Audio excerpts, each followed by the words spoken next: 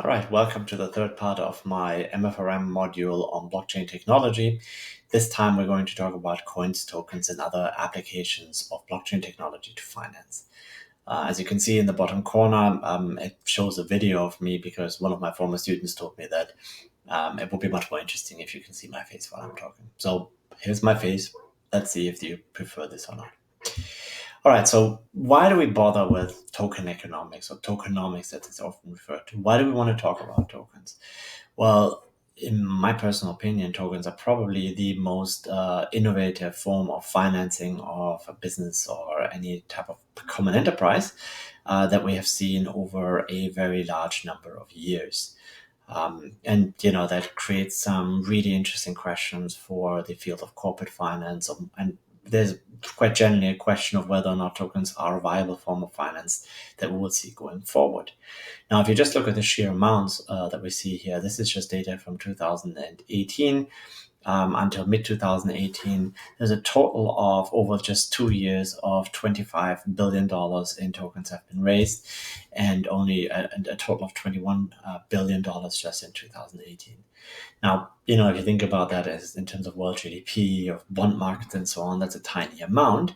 But if you compare this to equity markets, then this is actually quite substantial.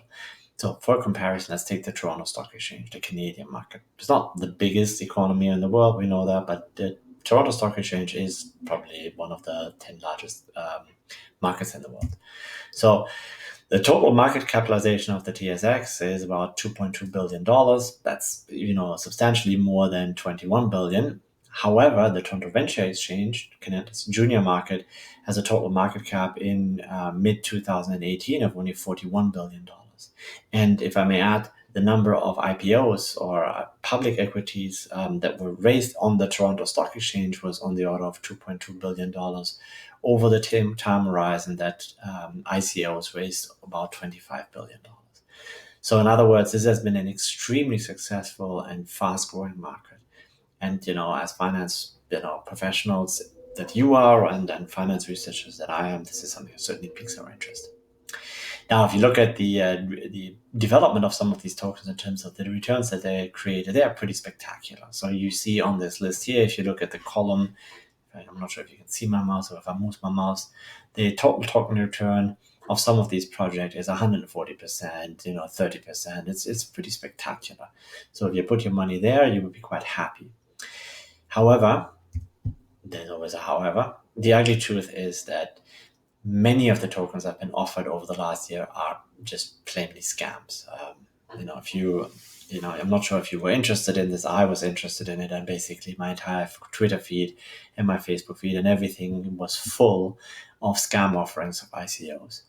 Now, having said that, the community as a whole is actually quite good at filtering these out. So 81% of token offerings are really scams, most of them have been filtered out by the community and never actually make it to collect money.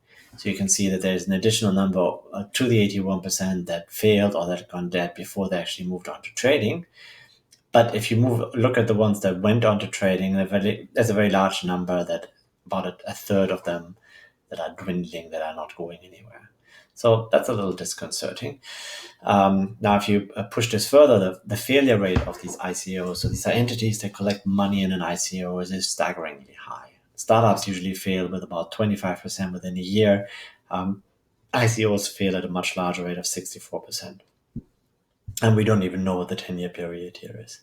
Now, if you ask me, the main reason for most of this is because they're garbage. And if you look at prices that we see, the prices here in markets, again, looking at the token return area here, shows it very clearly. Most of these projects are total garbage. There's nothing behind them. There's no economic benefit to these projects. So one shouldn't be surprised.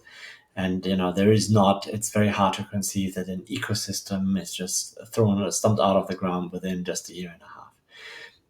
There's lots of stories about, people having collected millions, 30, 40 million, and basically blown it all away in 1 year. So, that's disconcerting for this market, but it is what it is. That doesn't mean that we shouldn't be studying it and be interested in it.